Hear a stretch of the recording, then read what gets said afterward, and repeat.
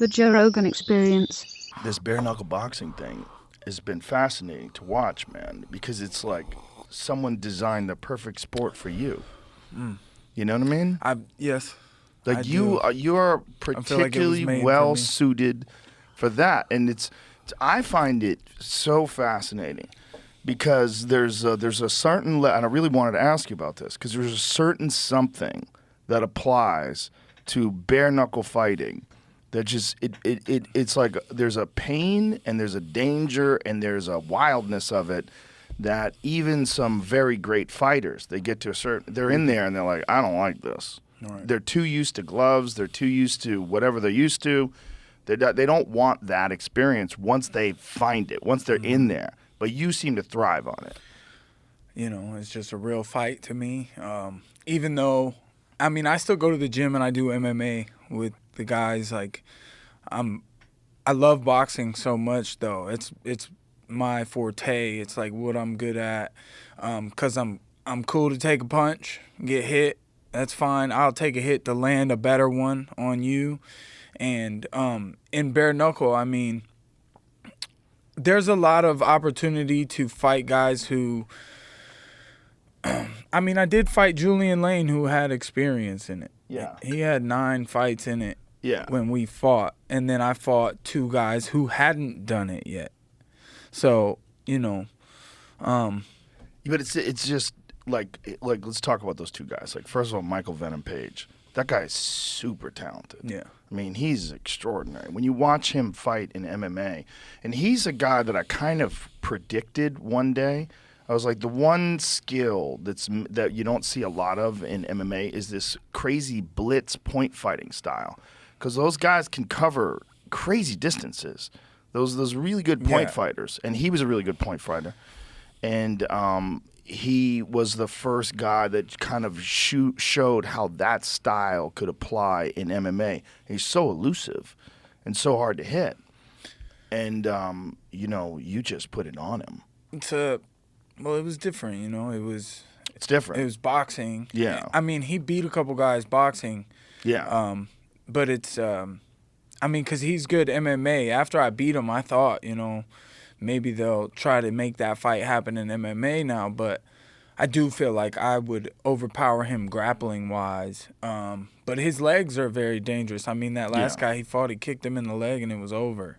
Yeah, he's very dangerous. The knockout of Cyborg was fucking crazy. Yeah, that was crazy. The poking ball. Yeah, it's crazy. I mean, he caved his forehead in. With his legs, that's what I'm saying. His legs are dangerous. Incredible. It's interesting to me to want, you know. I'm hungry for fights. I want to fight all these motherfuckers. Well, I think with a guy like that, it's funny. I was watching Stylebender was on Andrew Schultz's podcast, and they were talking about him boxing some days. Like, boxing is too limited. It's too limited to fight.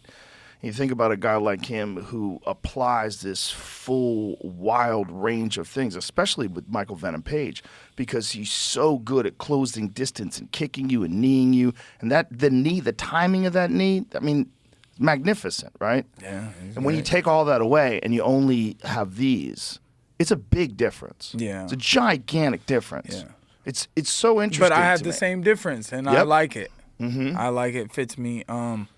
I mean, I did boxing. I had 1 pro boxing match. I'm still 0-1 as a professional boxer. But then I did that Triller thing in the triangle, and I fought Michael Seals, who was 27-3 in a mixed boxing match with Turtleback MMA Gloves, and you know, I won. I mean, I just put the pressure on him the whole time. What are Turtleback MMA gloves? Turtleback are like the training MMA gloves. Oh, okay. But it was like while Metallica was playing. Oh yeah, here it is. Oh, so they're like kind of big MMA gloves. He was 27-3 as a professional boxer. He drops me like once. They counted it once. He dropped me. Another time I got hit in the back of the head and the ref saw it and I went down a little bit, but I got right back up. So what is the biggest difference about bare knuckle for you? I've learned, though. So, like, when I fought Julian Lane, his little fucking head hurt my hands.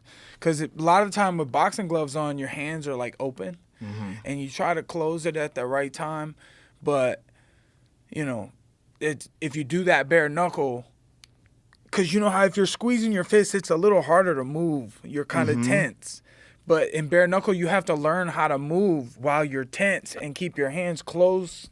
Because with gloves, you can block a shot like this. But in bare knuckle, you got to be closed up, tight, and squeezing your fist so hard so that when you hit them in the head, you don't destroy your hand. Yeah, there's 3 levels of vulnerability. And the level number 1 is like, you would see a lot of the glory guys. They keep their hands in a shell, like Alistair Overeem or, like Badr Hari. Those guys would shell up. They shell up, but they have those big-ass gloves. And you see that when they come to MMA, some of those shots sneak through. Yes. But then bare knuckle, it's another level of sneaking through. It's a totally different. It's really interesting to watch a really good fighter like Luke Rockhold, and you. And, Luke Rockhold is very skillful. He's a very skillful guy. And when you were putting it on him, I was like, this is a totally different thing.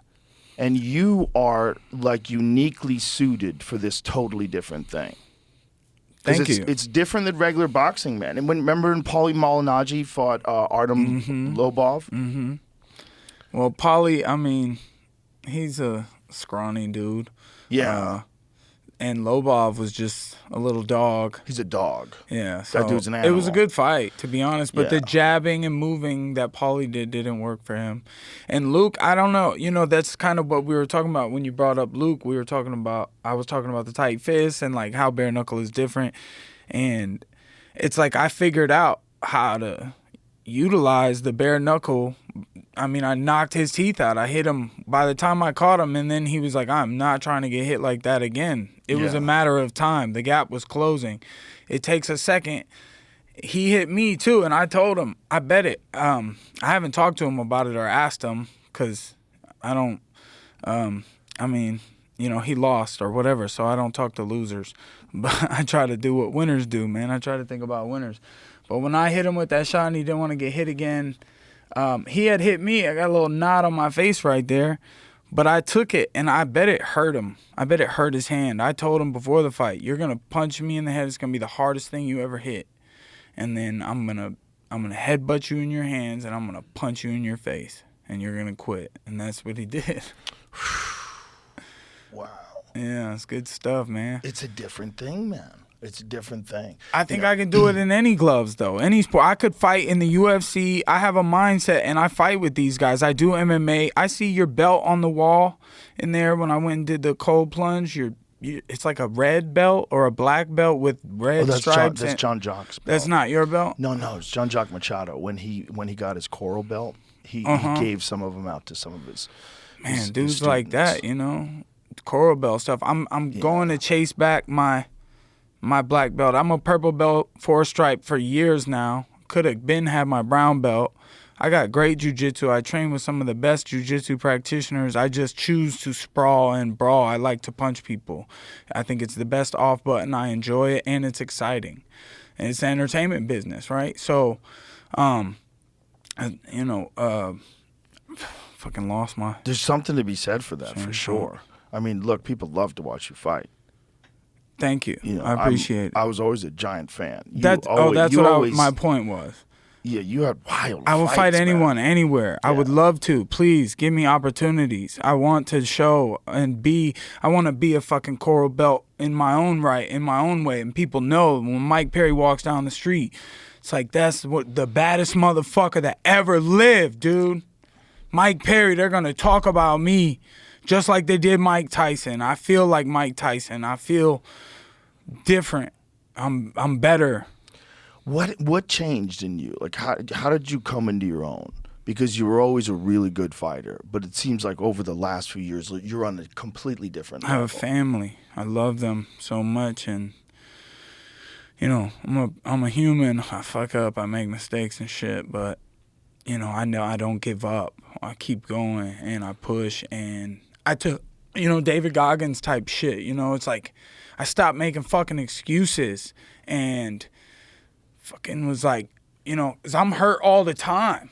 I'm always fucking hurt. I don't care. I'm like, all right, fuck it. I got to wake up every day and feel this shit. You can't fucking hurt me because I'm in enough pain.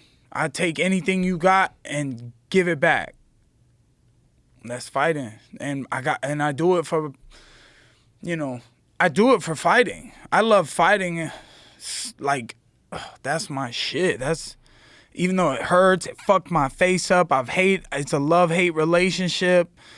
My family can hurt my feelings too. So it's all emotional feelings. And if you tell yourself just, who cares? Like, just no one cares about your problems or anything. So just handle your business.